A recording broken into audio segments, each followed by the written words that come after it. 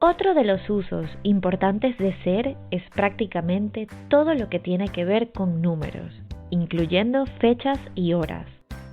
Para hacernos un poco más fáciles de memorizar, los hemos dividido en grupos y te damos un par de tips.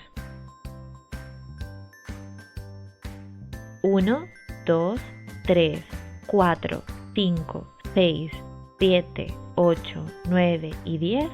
Seguro que ya te lo sabes.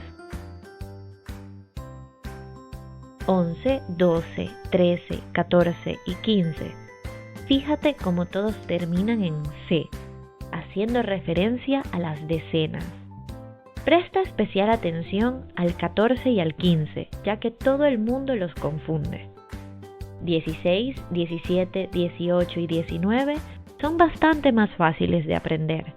Todos comienzan con 10 y es como si estuvieras diciendo muy rápido 10 y 7.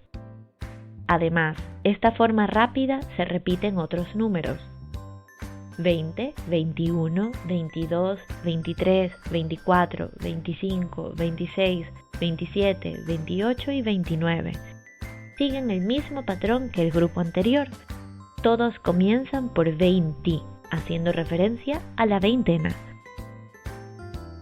30, 40, 50, 60, 70, 80 y 90 son incluso más fáciles y te dan la clave para casi todos los otros números.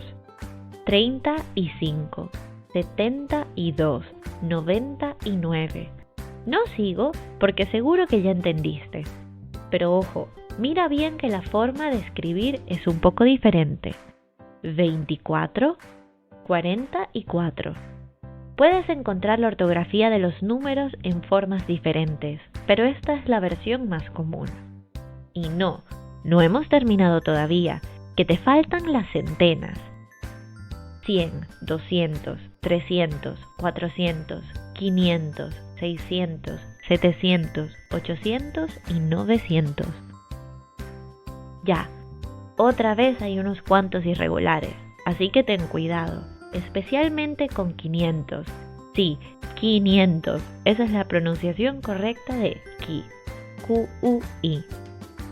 Y por último, 1000. Seguro que ya notaste que no decimos un 100 ni un 1000, solamente 100 y 1000, así que no digas que no te lo advertimos, es un error muy frecuente.